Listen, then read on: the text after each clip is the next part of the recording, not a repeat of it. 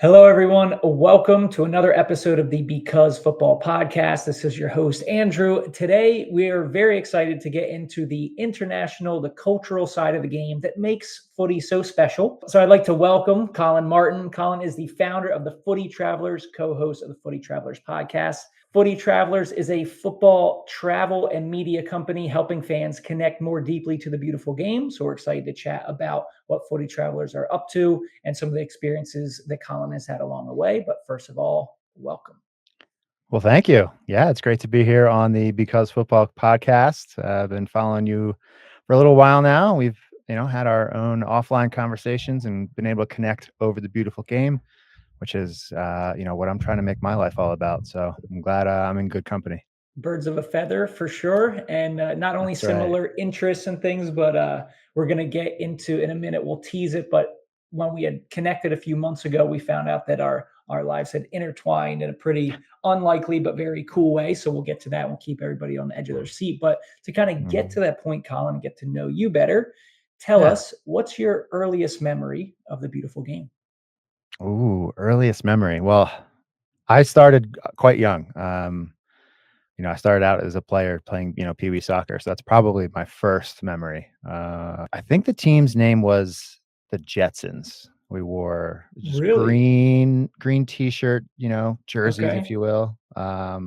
Very imaginative for a rec soccer team. Yeah. Winslow Township, Southern New Jersey, Youth Soccer Association. And I remember my first coach. Shout out to Coach Shivo.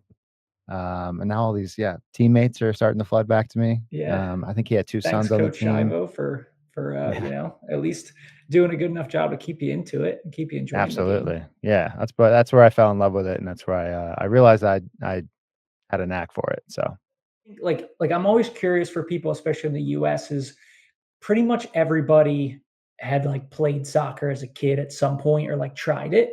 But that's also different from being a fan and being kind of obsessive and very engaged. So when did your kind of fan element, when it was, hey, not only do I enjoy playing this game, but I want to know more about teams, players, and get more involved in that way? When did that kind of kick in for you? Another great question that's really, I think, making me dive deep into the annals of my memory here. Some of the things that are coming to mind right now are the fact that I grew up as a young kid right around, the mid 90s when we had the World Cup here in the States. So when that came around and MLS was announced, and Eurosport was being sent as a catalog through the mail. Yes, love Eurosport. Yep. Now all of the exactly. Shout out soccer.com. All of those things are kind of the things that I'm recalling as sort of those magnets that drew me into the game as a fan. There was a lot of hair back then, I guess. There was Alexi Lawless with the goatee. There was Carlos Valderrama with the. There's a lot of hair in the 90s, and so it's just totally soccer was really at the forefront. So some of those memories around being a fan, I think, stem from just being an interested young player at the pinnacle of or at least the start of the growth of soccer here in this country. But did you have any VHSs kicking around in the attic somewhere, like an old MLS review VHS, or maybe a soccer essentials training VHS, something like that? What was sort of the digital piece of content that really drew me in? It was the PC version of FIFA, the video game. And funny enough, that's the first time I discovered the fact that there was even a nation that existed by the name of Qatar. Lo and behold, and maybe I'm jumping the gun here, but come to find out years later, we would find ourselves at World Cup 2022 Qatar. And when they announced that, I guess I wasn't surprised that that country existed, but I think maybe some people in the world might have been. A lot of people were, yes. But I just remember sitting at my computer screen, my big chunky, none of these flat screens we have now, but big chunky PC monitor with the joystick, just playing the early versions of FIFA and getting that EA Sports announcements before the game started. That was cool. Awesome. Yeah, I think you're tying in a lot of things, whether it is FIFA, which I think is so Hmm. formative for, the 90s, 2000s generation, and especially like converting kids who didn't play soccer, didn't have any other Mm, like entry point to the game. FIFA was like so accessible. I can remember in right. high school, like it was 2000, what would have been 2009. So it was the Hmm. Confederations Cup when the US beat Spain, which Right. was gigantic, is huge. But it's like some of my friends who weren't into soccer that much knew a little bit because they'd been playing FIFA and we've been playing FIFA all the time. And so I remember that as Yeah. like even I realized as an 18-year-old, like, oh, like something just changed here a little bit in terms Oh of like yeah. awareness. And then in terms of like playing then and then getting into traveling, fill in some of Mm. the gaps for us for you by like Yeah. autobiographically. I want to say that my first experiences traveling just at all were because of soccer or football. Again, I think I discovered I had a knack for the sport as a young PB player, and ultimately wound up on my local travel team. And from there, we would go to tournaments up and down the East Coast. Mm, And so, sure, it was very, we'll call it local or regionally based travel, car based travel, but a lot of overnights and long weekends playing tournaments. I remember my dad would always want to camp whenever we went to a tournament. So, we would one be of the those. family that camped. Yeah. Yeah. Maybe, I don't know, maybe we were pinching some pennies here and there. Come to think about it, but um, this is another topic, obviously, but the whole pay to play system. Hmm. Obviously, my parents are already shelling out money for me to just be on the team, and then you got to Right. go do the tournament. No disappointment there that we had the camp. I love camping to this day, so I think that instilled some good skills in me And from an talk about early the age. memories, right? For Yeah, yeah, the yeah, things you really remember is good and bad, right? Maybe totally. who forgot the rain flap on a rainy night, or then Ooh, hey, it was really great that s'more. Nobody else was having s'mores the night before right. the Yeah, game. everyone So came to our campsite because we had extra gram. You yeah. know. Um, from there, though, my first international trip and my first actual flight, first time I was ever on a plane, was because of a soccer trip. I think it was around 6th grade, maybe the summer between 6th and 7th grade. I was selected to go and play on a tournament team over in London, Oh, the cool. Arsenal International Soccer Festival, Well, and awesome. had never flown before, had never been to Disney World or anything like that as a kid. I was super excited, just super stoked to be able to, have my first plane. I loved the food. Like the airplane food was just magical to me because it was my first time. I didn't know any better. Um, but that was something I'll always remember and value and just be really grateful for when it comes to thinking about the sport and what it offered me as far as travel, but as also as far as exposing me to just different places and different cultures and new things. Um, and then from there, the sort of travel Yeah, bug. very cool, very cool. And do you Yeah. remember, like, speaking of the media and things, like picking Hmm. up any magazines or posters or kits when you were over in England? Like, did you guys get to kind of journey beyond the hotel, so to speak? That totally. Yeah. No, I mean, well, that I think another thing. These are great questions, by the way, because this is drawing out so much of these awesome memories I have. Um, One of the things that the coaches, organizers, chaperones really, tried to do with us was to get us out just beyond doing the training and the games and experience the place we were in for the first time, most of us.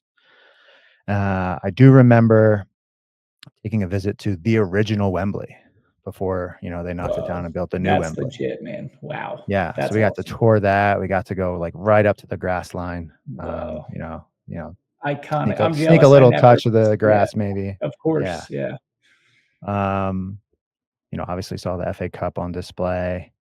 And then the other memory was finding a spot on a particular Saturday or Sunday to watch what I would call the biggest London derby, the Chelsea versus Arsenal match. That's where I discovered Dennis Bergkamp, I think, which is what Mm, drew me to ultimately being an Arsenal fan, or one of the players that did that for sure. But definitely, the Flying Dutchman. He'd he was man a of big taste. influence in Yeah. that decision. Yeah. Yeah, yeah, yeah.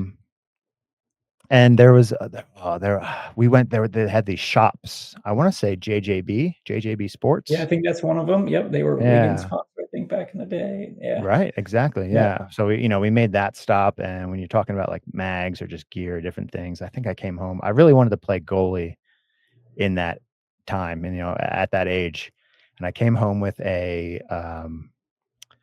green elbow padded Ooh, Leeds United keeper jersey, and I was like, "I'm gonna wear wow. this when I Do you get still subbed have that? in to play go." That's an I artifact. wanna say I sold it, to be Okay. honest. Yeah, I have Yeah. ton of jerseys upstairs in the closet. That one might have been one I needed to pinch together a few pennies myself. Packard Bell sponsored, so whatever year that was, probably 98, 99 season perhaps. But That's yeah, good memories off the pitch as well. Yeah. Yeah, and so then, you're playing soccer at some level, and then Mhm.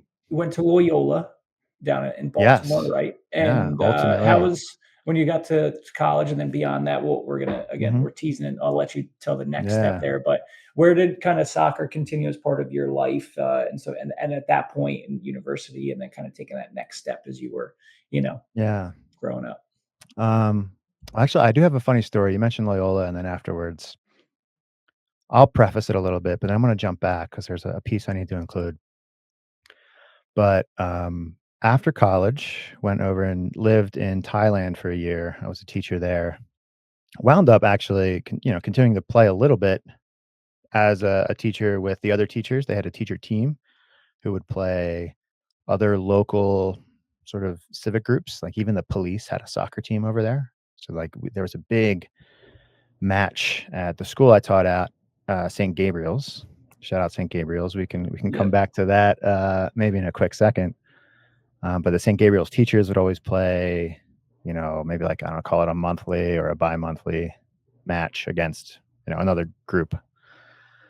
Um, but I also had the opportunity, I guess you'd call it, to practice for like 2 weeks. And maybe I could have made something out of it looking back on it in hindsight more than this, but for 2 weeks with a Thai Premier League team. And the whole reason that I was even invited to do that, and this is where I have to back up, is because a buddy of mine and I were out from Bangkok over a weekend in Kanchanaburi. About an hour, I don't know, call it an hour bus ride out of Mhm. Bangkok. Anyone who's Speaking in, of current yeah, home of Andros Townsend, now playing for the Kanchanaburi club. So we got really? if you yeah, I don't know if you're aware, but, yeah, Andros Townsend is now playing for Kanchanaburi Power, Kanchanaburi Okay, Dragon or Kanchanaburi Dragon Power, I had something no like that idea. of I the had Thai no Premier idea. League, yeah. Okay, I mean that's not a bad place to go. No, love Thailand, if it. you're gonna get Yeah.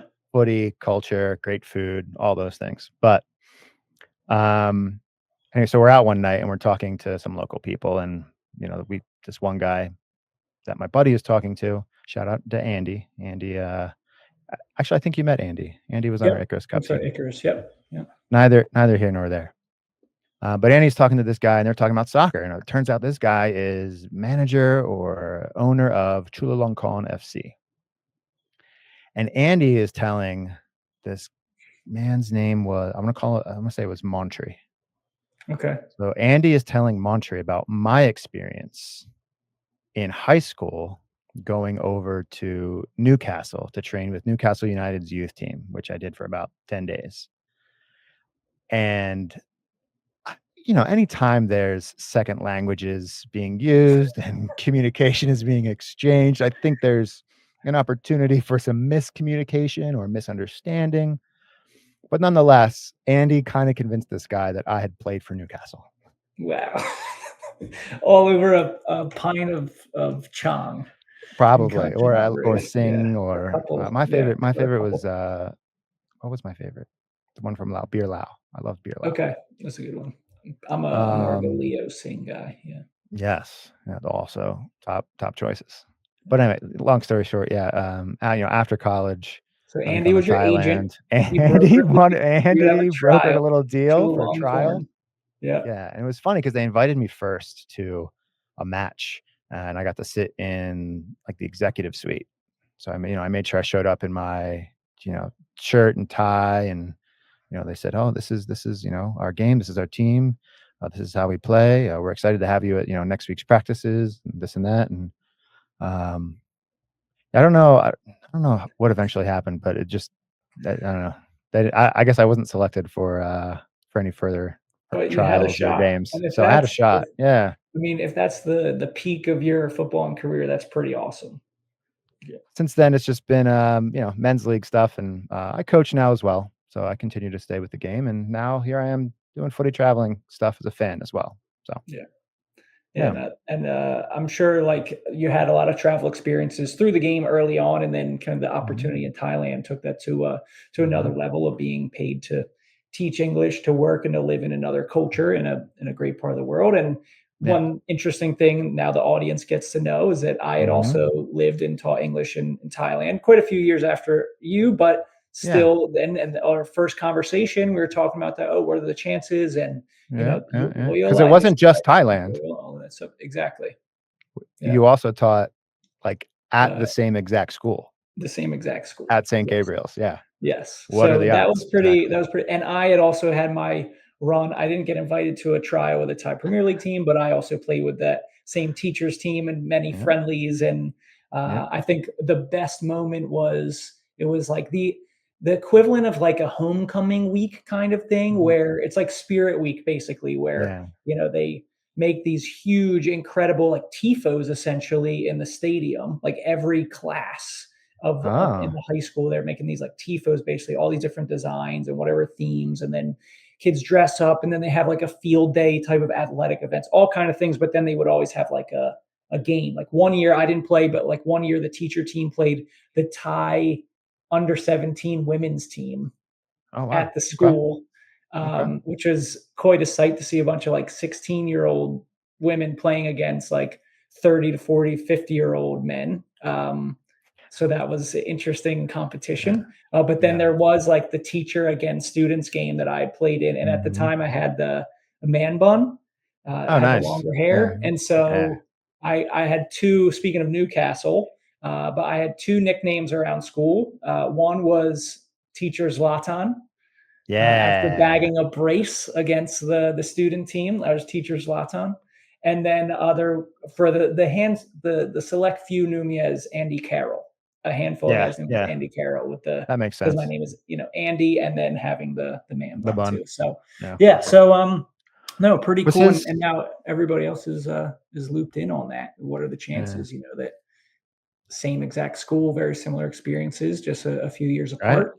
And now Hey, here we are chatting and if we connecting if over we the if we game. haven't said Crazy it stuff. before, I think we mentioned, birds of a feather.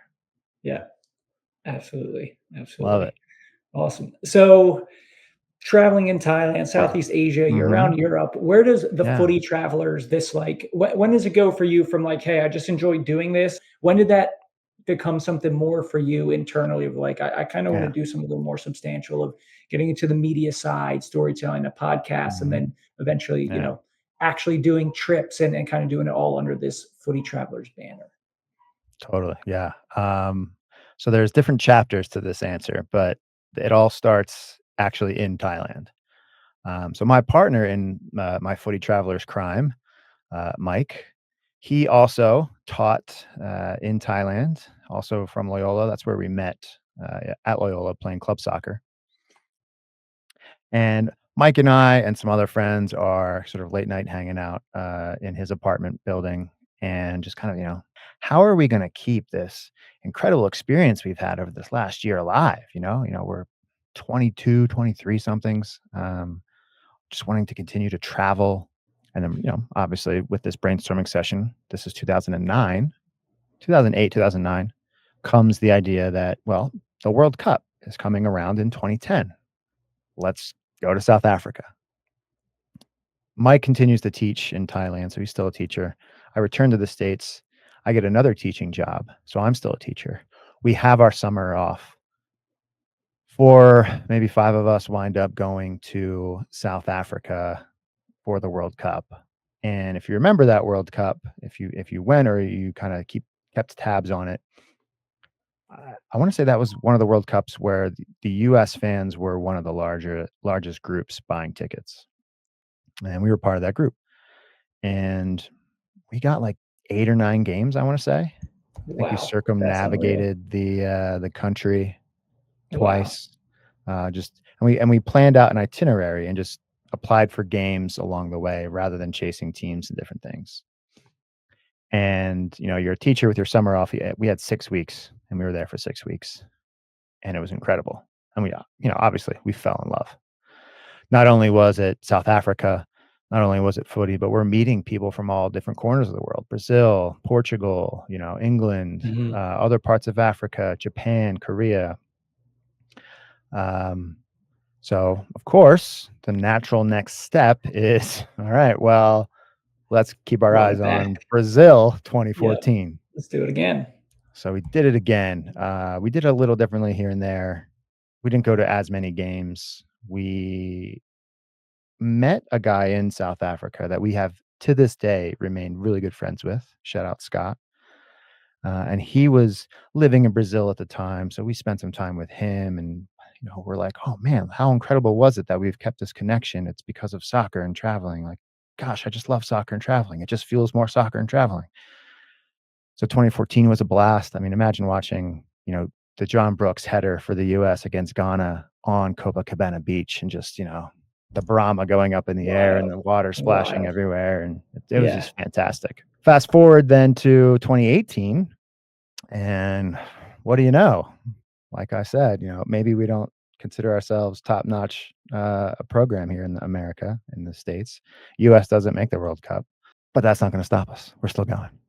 We're going to the World Cup. So 2 Americans go to Russia in 2018. And For soccer. Yeah. for soccer, and if you remember what's happening around 2018, we're a little post 2017 and 2016, where there may or may not have been an election and talk about Russia and this and that. Mhm. And I'm like, you know what? We're going to Russia. US isn't in it. We're going to go to some games. And there's a lot of talk about Russia right now, but it's all about like news and politics and this and that. What if we presented our experience of Russia as travelers from that soccer or footy travelers perspective? I didn't have the name Footy Travelers coined then just yet, but so I had made a sort of mini series podcast about our experiences that I produced under another show. 5-episode publishing of Okay. a show that I think is still on the feed somewhere. You can check out Counterspective, or you can just go to the Footy Travelers podcast feed and look for the episodes that we pushed last winter to The celebrate. I archives. think a Yeah. bit of Cool. the archives of Counterspective.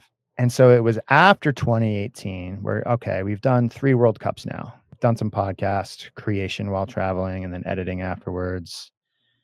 And I just want to continue doing this. So COVID hits. I had a lot of time to think, as we all did. And I want to say it was on a trip to Baltimore in 2021 where Mike and I went to watch the Copa America and the Euro 2020, both delayed a year, I think. Where I proposed an idea. I was like, hey, Mike, I'm going to make a podcast about footy traveling, like exclusively. And, Mhm. World Cup 2022 is coming up. I think that'd be a great time to sort of like release it and maybe release some episodes leading up to it and tell people about our experiences. And we always get these questions. Well, how do you get tickets to World Cups? How do you do all this budgeting and traveling, this and that? I'm going to do a podcast. Do you want to join me in it? And of course, Mike's up for anything. Mike's up for a good time all the time. And so we started the Footy Travelers Podcast, and we took it to Qatar, and we're promoting it over social media. Okay, well, then the social media starts to grow. Mm. And then, well, we're not teaching anymore. We have maybe a little bit more income. We can take trips beyond World Cups, beyond men's World Cups. So we've done, the Women's World Cup now, 2023, Australia, New Zealand. We've done Euro and Copa America in person in 2024. And now, as we're doing these trips and people are like, oh, well, gosh, I want to come. Now we're creating trips, and we've kind of evolved. Like at this point, you've Yeah. established let's call it a personal brand and reputation for like, hey, this is Yeah. kind of what keeps you guys ticking. Yeah. Yeah. I mean, when you have your own face on a world tour t-shirt, you're kind of, you're a bit of a nut. On this podcast, we often talk about what makes this game so great, how it hooks us and makes us feel.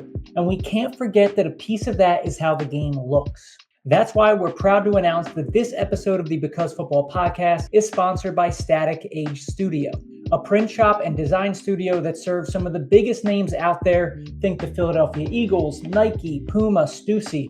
Whether it's jerseys, training kits, fan tees, any merch you might need, Static Age Studio can help you with their high-quality screen printing, graphic design, embroidery, and DTG printing services all across the U.S. and international. Check them out on Instagram at Static Age Studio or head to www.staticagestudio.com to get started. And if you mention the Because Football podcast, you'll get 15% off your first order. Don't wait. Get in touch with Dylan and the team now to continue loving the beautiful game in style. Now, let's get back to the episode. From a little bit to just like a travel piece, because it's a question I'm curious about for next summer with the World Cup in North America. And I was fortunate last year was the first time that I'd been to any like major tournaments, right? Of like kind of feeling that atmosphere. How would you describe it? And of course, every place is different because every culture is different, but like you've traveled extensively, not for major international tournaments. What is it like? What does it kind of give differently? And what's kind of like that element that you've experienced in South Africa, in Brazil, in Europe that you're hoping will transfer over in some way to, certainly to the US and some of these host cities next summer? If I'm hearing you right, like what is that je ne sais quoi of not just traveling, but maybe footy traveling and the cultural piece. And to me, and I have thought about this, and this is one of the reasons I'm excited for World Cup 2026 here in the States and also in Canada and Mexico. But it's our chance to show the world a good time.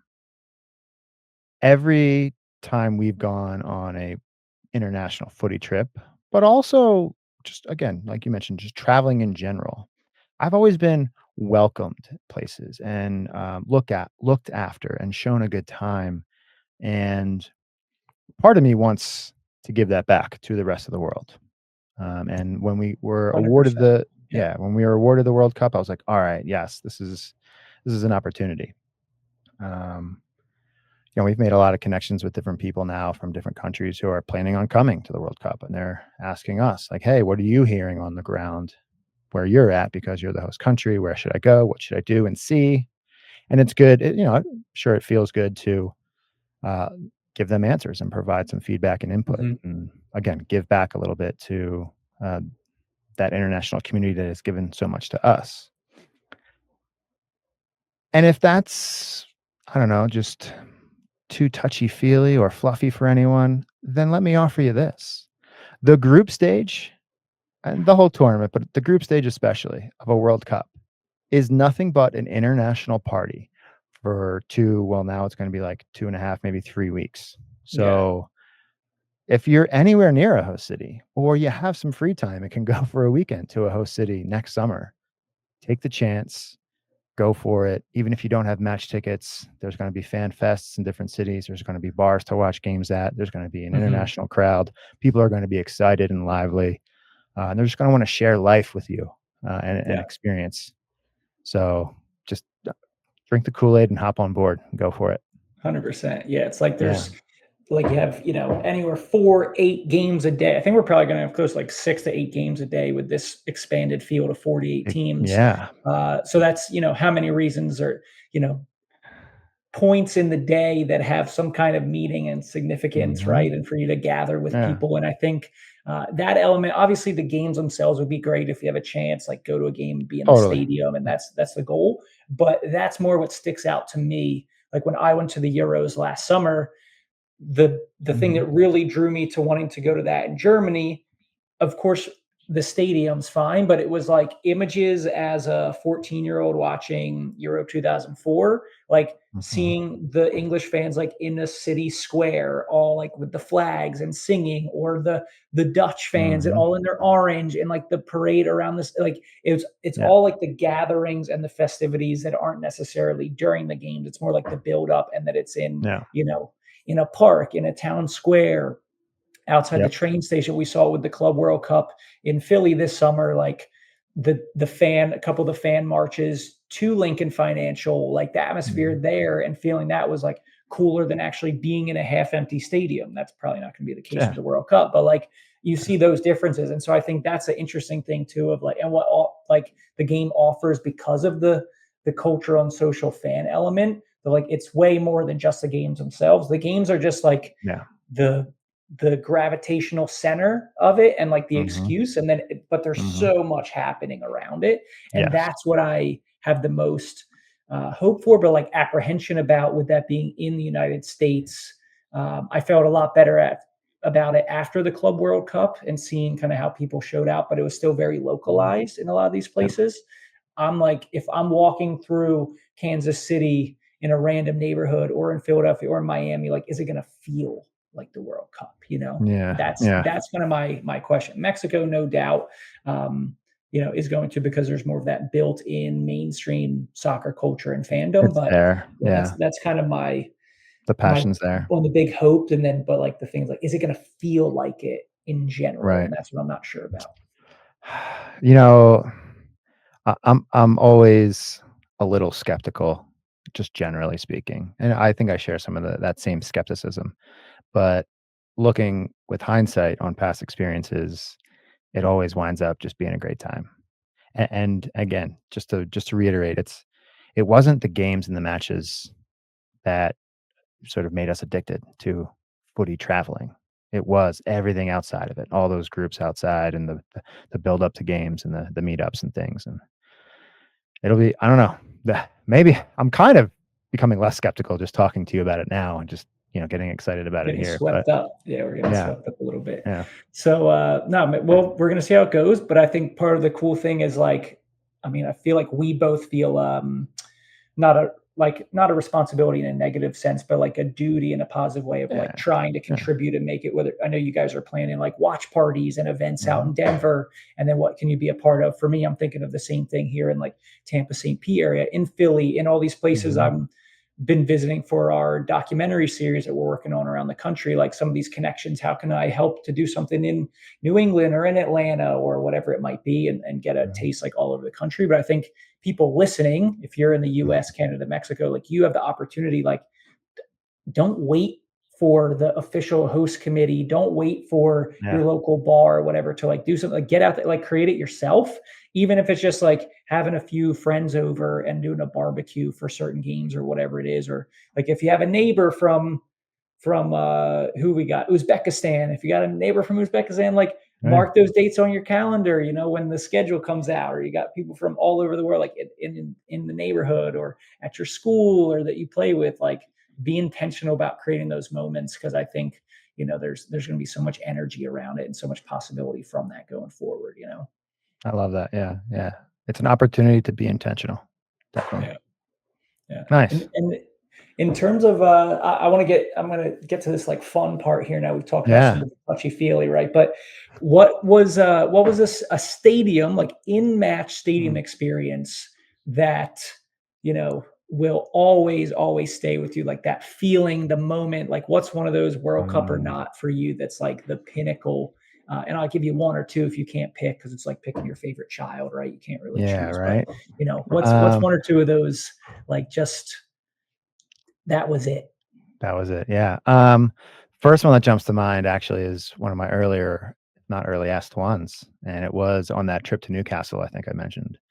But there was, about 8 of us players and, a couple adults, and we landed, and we had to, scramble for a rental van and then pile into the van and then go right to the stadium because we were invited to, the Sunderland match. And if anyone knows Yeah, the tell the the Ty people. the Tyneside Derby, um, you know what or you know how much of a game that is, how big of a game that is. And this wasn't just any Tyneside Derby because it was the match where Alan Shearer, out of his entire career and I think he still holds, correct me if I'm wrong, he holds the record for being the highest, scorer in the Premier League to this I day. think you're right. I Yeah, think you're Harry right. Kane's not there yet because Harry Kane left, and Holland's still a bit farther back. Um, and several of Alan Shearer's goals in that title or for that title came on penalty kicks, but not this day. Alan Shearer missed one of maybe like two penalty kicks he's ever missed ever on that day at St. James Park in the Tyneside Derby against Sunderland, and it was like, I don't know, it was something to witness. St. James Park itself is just phenomenal. It's one of those cauldron stadiums that just, blows out your ears if you're in the right spot, and just love the volume and the energy you feel from that. Um, and like the last thing I'll mention about that is, we went to watch the first team training, I think the following Monday, and we were specifically told by the adults, like, don't mention the penalty kick to Alan Shearer, because we got to meet Alan Shearer and take pictures and get autographs and Wow, stuff. that's sick. Wow. Yeah, it's pretty incredible. So we didn't. We took that advice. Yeah, World Cup 2010 always jumps to mind when it comes to like so many great stadiums we got to see. So many different cities we got to travel to. That Durban stadium was pretty impressive.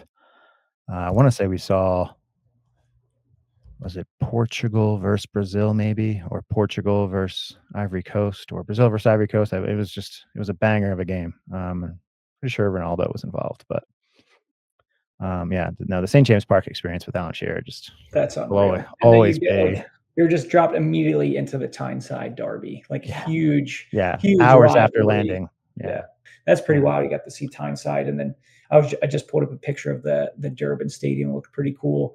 On the flip side, have you had experiences that were really built up in your mind and then it didn't quite deliver for whatever reason? Another great, man. These are great questions. Boy, that one's maybe a little tough.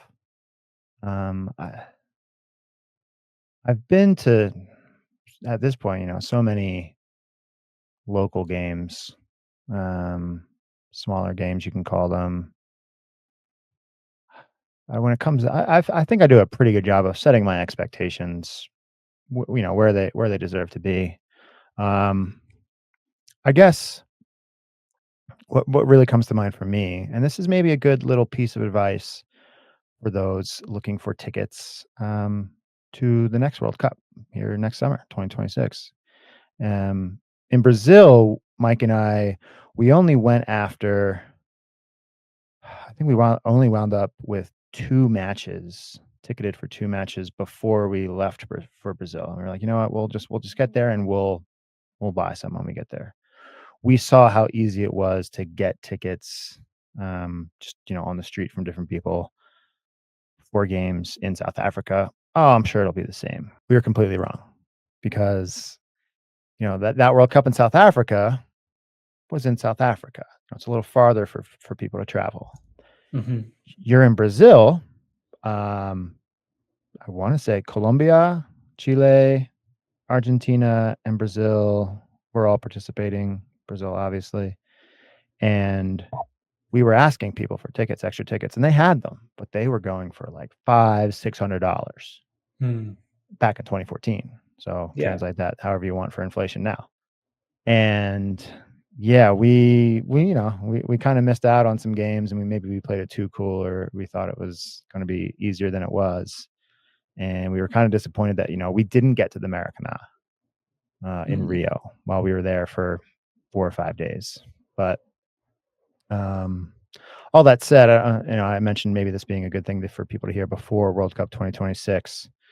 I guess my advice is just, get what you can early. And if you're going to, try to get last minute tickets, just be prepared to spend. Awesome. And then we were talking about some of these experiences, but you guys have an experience planned coming up soon. We do. With the Footy Travelers, not your first, but just the next trip coming up. So tell us a little bit about what you guys got planned coming in the next few months here. Would love to. Yeah. We don't just try to go out there and have all the footy traveling experiences for ourselves. We want to share it with everyone else, right? Share the love. So this October, November, essentially Halloween weekend, or Dia de los Muertos weekend, Day of the Dead weekend in Mexico City, we're organizing a trip, and you all are invited. There are some spaces still available, but not many. Not many. 2 or 3. Yeah. if that, There yeah. are, So yeah. As we record this, there are, I think, 2 bedrooms left. okay.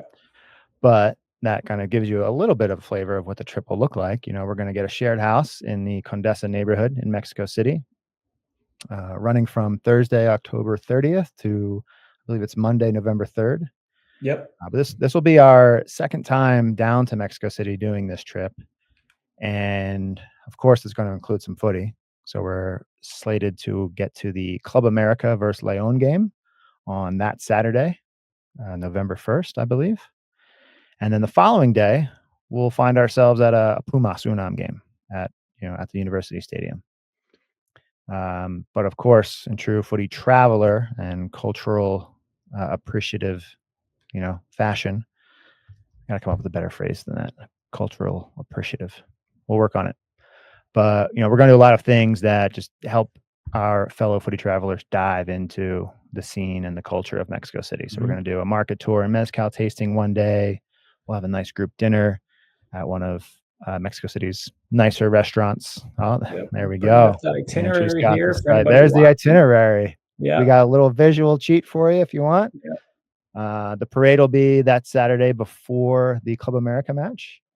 Yep. And then That's after gonna be a packed day. You talk about energy. Energy is something that just, Day of the Dead, full parade, full preparations. I saw some of your guys' videos and pictures from the last time you did it. You're getting, faces painted and food and everything. And then it's like Club America Leon, 2 massive clubs at the Azteca right after that. Yeah. That's going to be an unreal day. Absolutely. Yeah. Leon maybe having a little chip on their shoulder this season, not getting into that Club World Cup or actually being removed from the Club World Cup.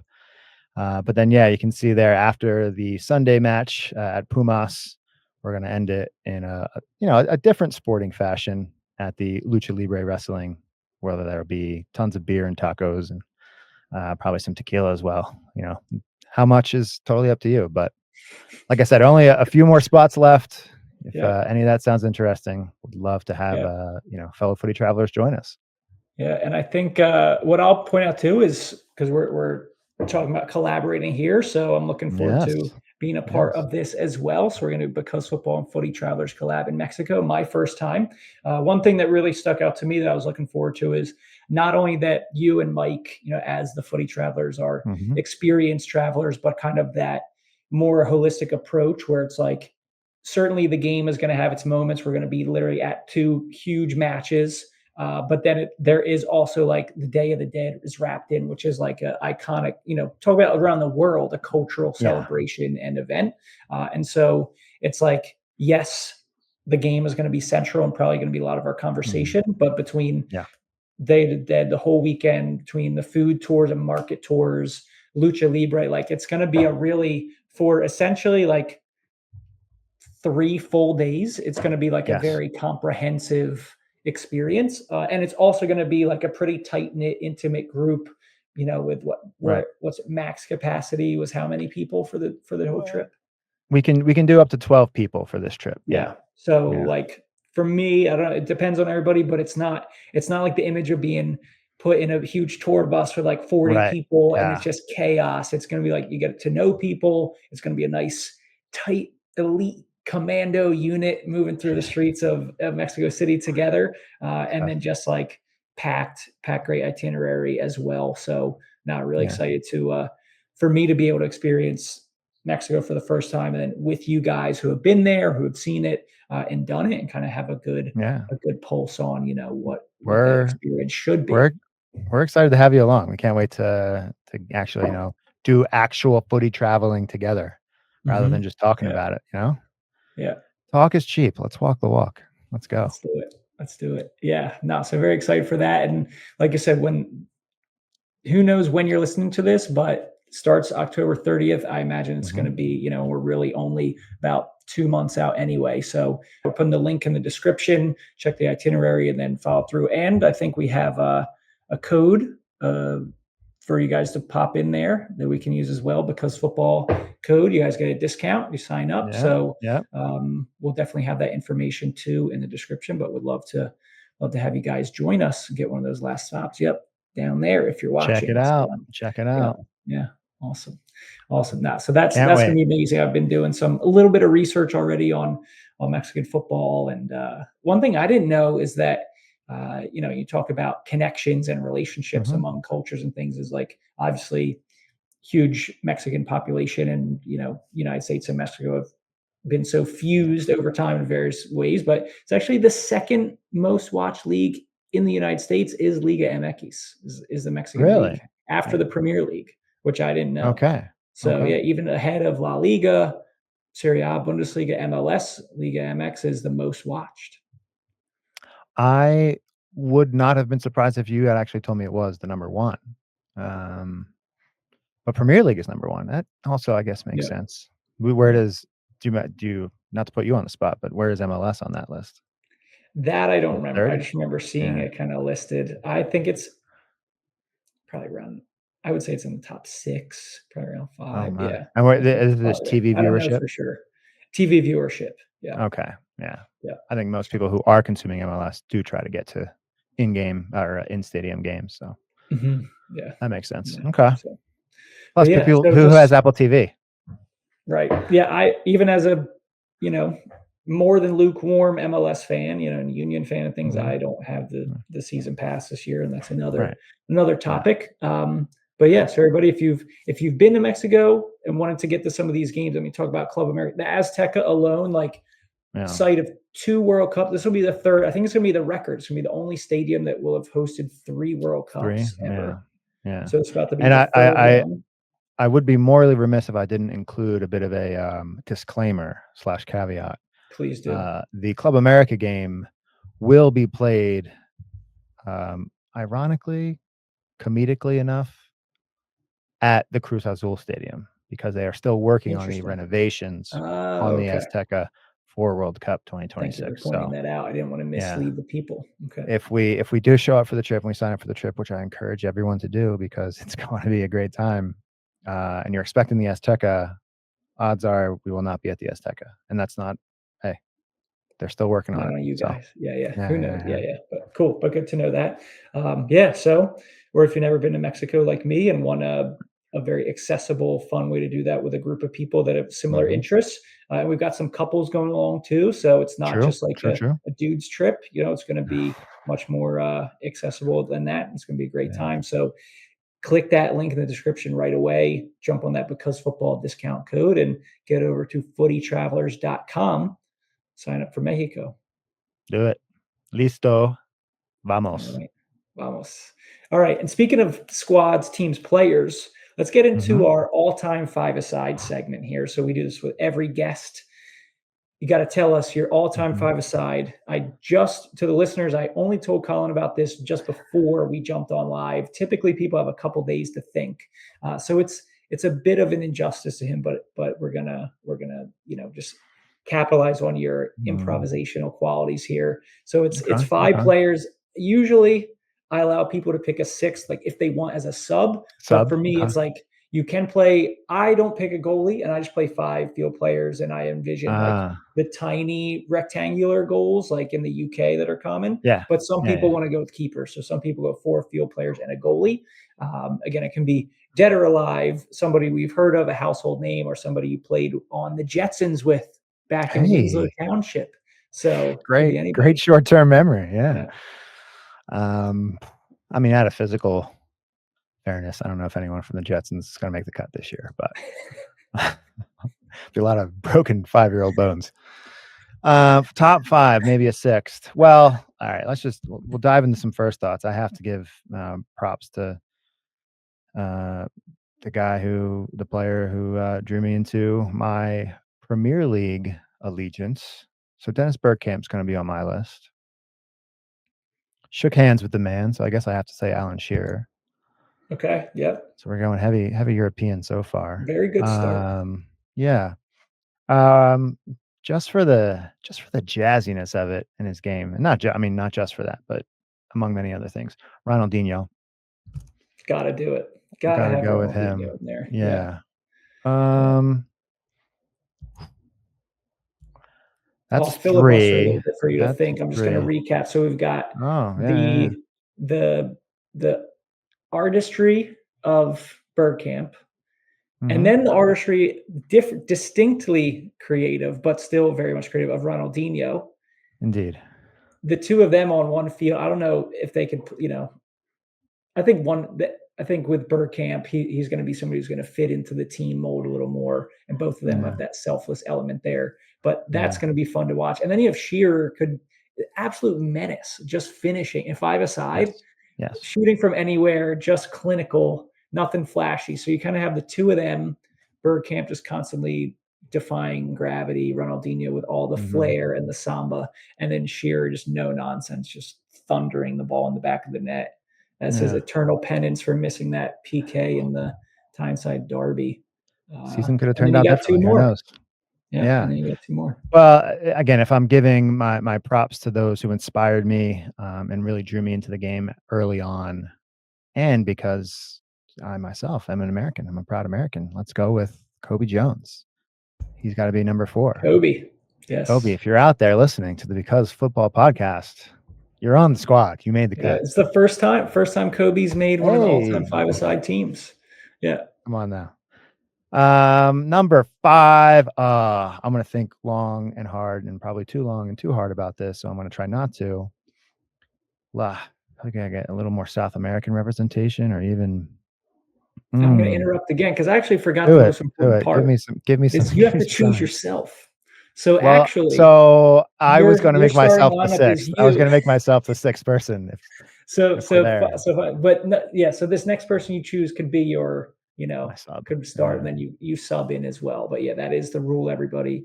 It's all-time five-a-side, but it's really just 4, maybe a 5th as a sub, plus the guest has to be in there. Okay.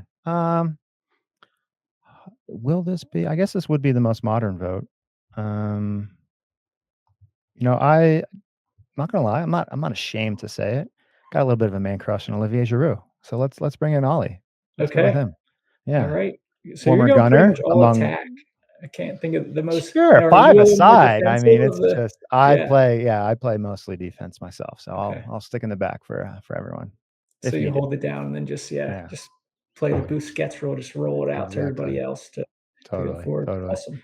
Yeah. Cool. So sorry to all the Ronaldo and Messi and Maradona stands and Pele even, but yeah, that's my squad. It's all good. I like the variety. It's like some of them, they're just so obvious that it's like it's an afterthought, which is a compliment to them, but I love the variety. And Kobe Jones, a first timer, Giroud, a first timer. Bergkamp has been picked before at some point. Shearer is a first timer.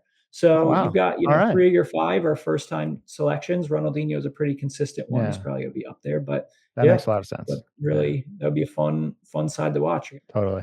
And to wrap up, as we do each episode, Colin, we've loved talking. This is, if you like to travel and you like the game, which most people love both things, are probably among the top interests of most people in the world if they can manage to do it.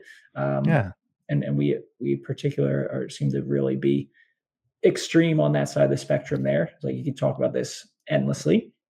But for you, if you had to kind of boil everything down and finish the sentence, because football, how would you do that for us? Because football is life. I mean, Danny Rojas said it best, I think. But, beyond that, what is life? Because football is an invitation and a gateway to experience life, to experience the world, and to learn and to gain maybe a sense of empathy and compassion and just, I'll call it camaraderie, but just connectedness to your fellow man. I mean, it is the biggest, most broadly spoken, metaphorical, universal language there is. So 100%. Yeah. And I mean, the power of the game. I haven't heard many better stories than you somehow being able to get a trial with a Thai Premier League club based off of, may or may not have been officially with Newcastle United. I mean, it can do amazing things. It can make our dreams that we don't even know that we had come true. Yeah. And then it's just the beginning. It's just one domino after the other. And then before you know it, all over the world experiencing this game. Exactly. It's beautiful. It is beautiful. Awesome.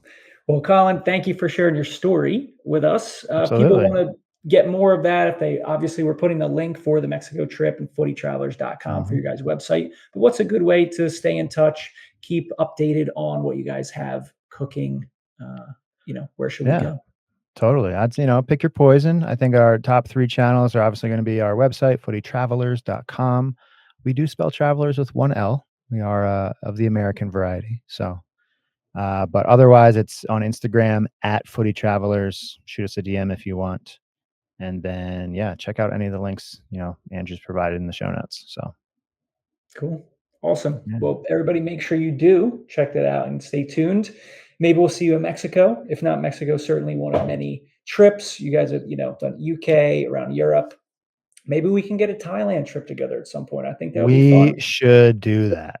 Southeast Asia is Because a very football, wonder. Footy Travelers, Thailand reunification tour. There's so many footy stories there to get into, and what a wonderful wild west, or let's say a wild Yes, east, Wild that East, yeah. it is. So no, that would be great. But for everybody listening and watching, thank you guys for being here. Thanks for sharing your time. Hope to see you somewhere around the world. Be intentional about the World Cup. Get involved. Create something in your community, big or small, to take advantage of this moment that we've Mhm. got, and be grateful for it. And we'll see you guys on the next episode. Peace.